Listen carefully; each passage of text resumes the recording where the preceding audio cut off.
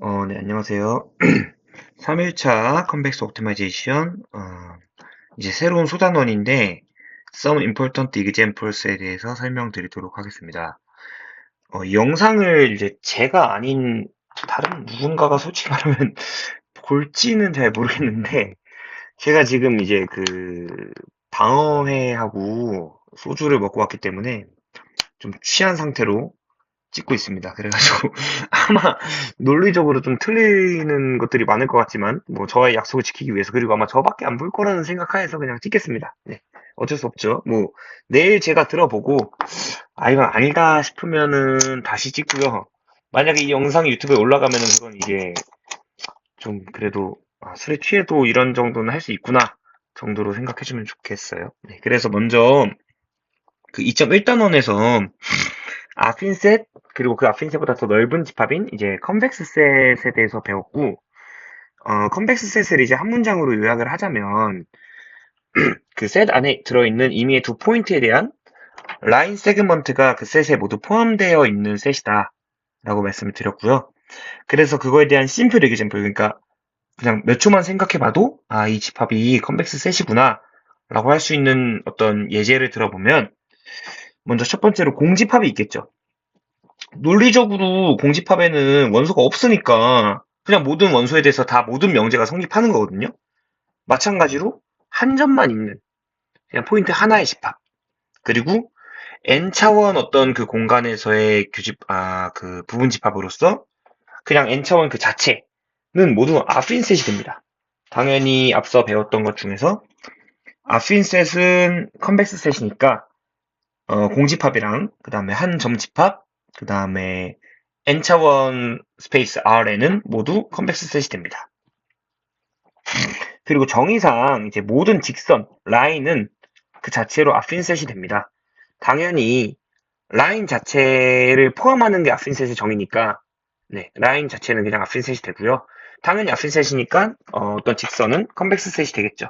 그리고 그 직선이 원점을 이제 지날 수도 있고 안 지날 수도 있는데 만약에 지나게 된다라고 하면은 그것은 동시에 컨벡스 콘이기도 합니다. 그리고 레이라는 어떤 집합이 정의가 되는데요.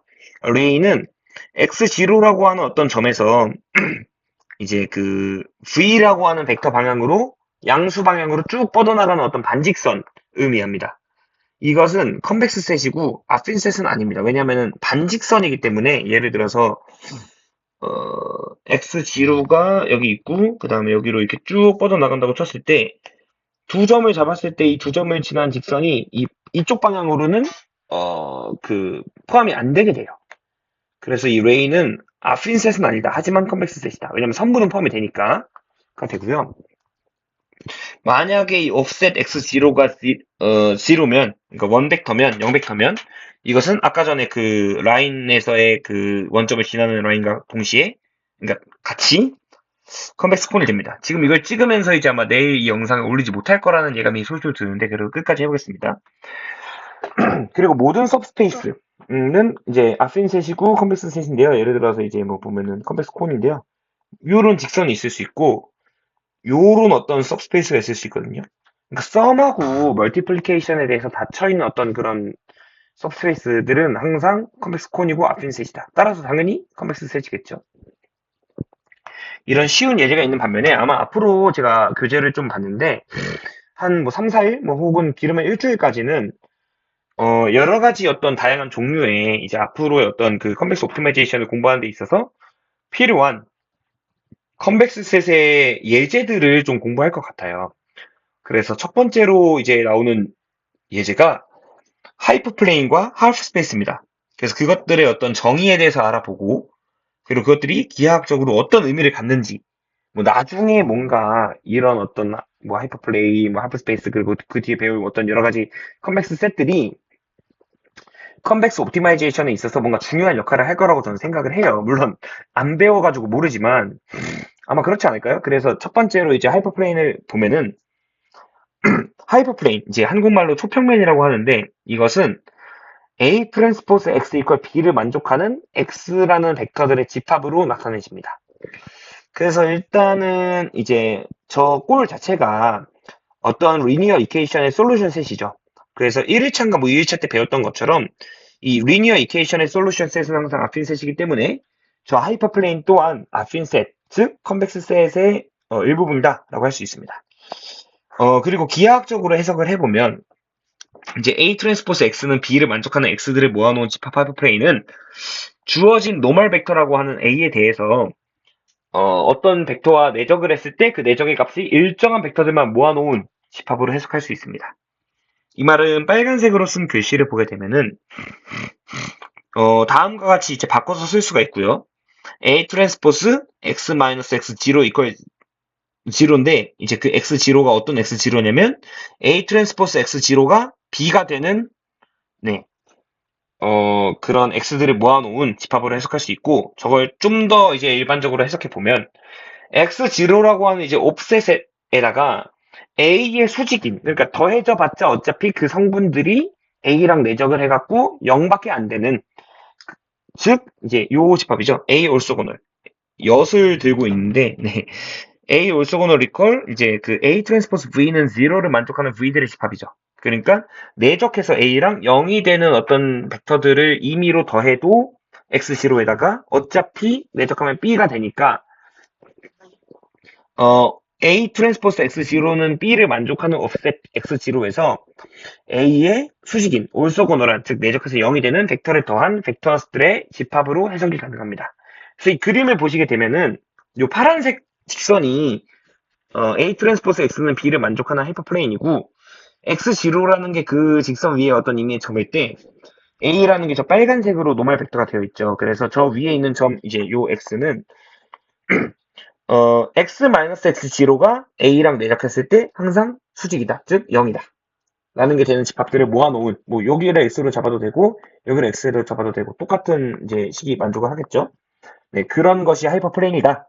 그래서 이 하이퍼플레인이 뭔지 뭐 기하학적으로 어떤 의미를 갖고 있는지도 물론 중요하지만 결국 이 컨벡스 옵티마이제이션에서 중요한 거는 결론적으로 이 하이퍼플레인은 아핀셋이다. 네, 라는 게 중요합니다. 다음은 하이퍼스페이스인데요. 이 하이퍼플레인이라는 것은 결국에는 n차원의 어떤 공간을 항상 두 개의 하이퍼스페이스로 나눕니다.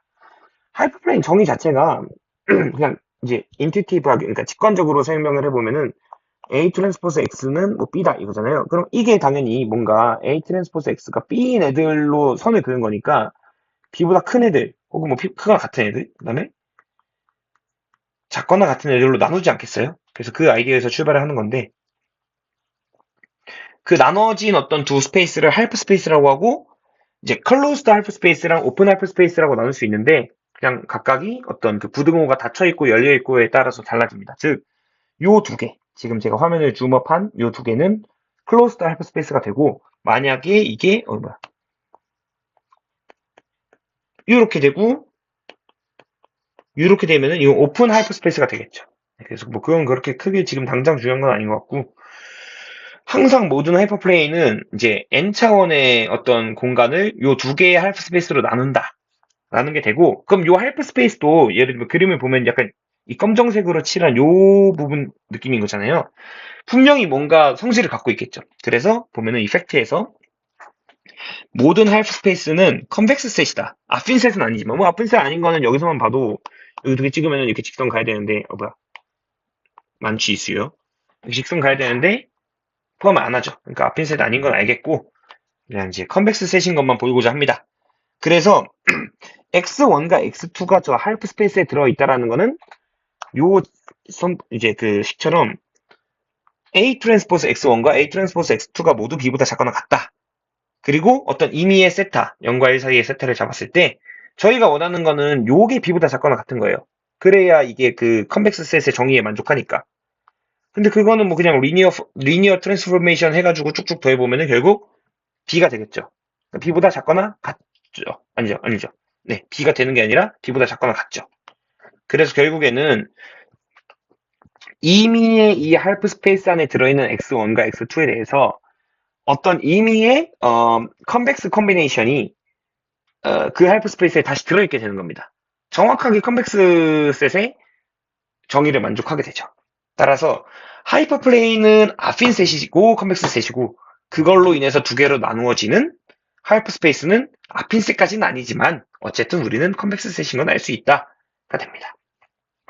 뭐 앞서서 이 페이지에서 했던 것처럼 기하학적 의미를 나타내 보면은 하프 스페이스 A 트랜스포스 X는 B보다 작거나 같다라는 걸 만족하는 X들은 A 트랜스포스 X0 이퀄 B를 만족하는 어떤 X0에 대해서 요식처럼 나타낼 수 있습니다. 조금만 생각해보면 알 수 있죠. 그래서 이거는 빨간색으로 써있는 걸 보면 그 하이퍼 스페이스는 하이퍼플레인 위에 있는 어떤 옵셋 X0에 대해서 이 X0에다가 이 A 벡터가 여기 조금만 가만히 있어봐.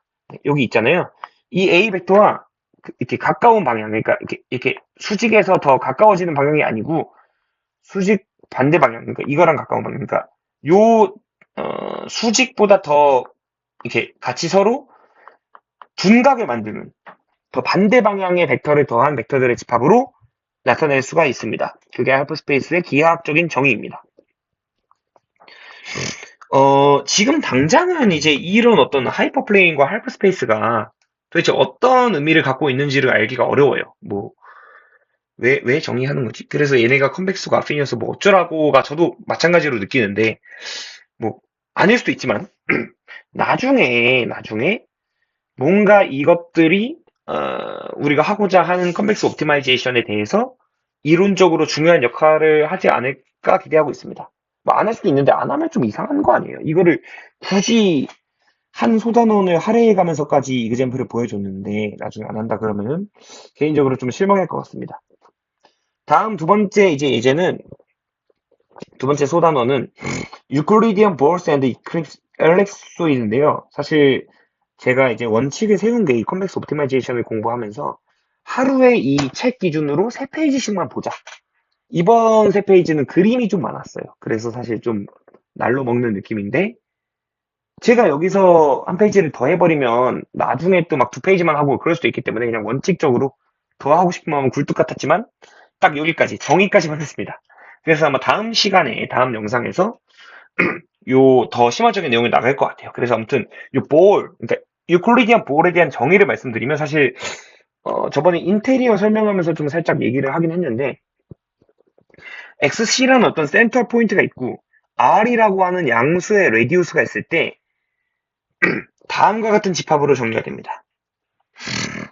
이건 뭐냐면 XC로부터 XC라는 어떤 점이 있습니다. 여기 XC라고 하면은 R만큼 이제 떨어진 점들이 있잖아요. 이 점들이 이렇게 있잖아요. 그 거리만큼이 유클리디안 놈으로 그 내부의 점들을 모두 오픈 보링하고 하는 거예요.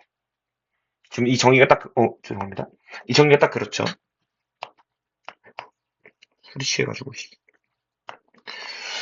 그래서 이 오픈볼을 뭐 이제 XC라는 어떤 점에서 U라고 하는 이 1보다 작거나 같은 크기를 갖는 점들로 이제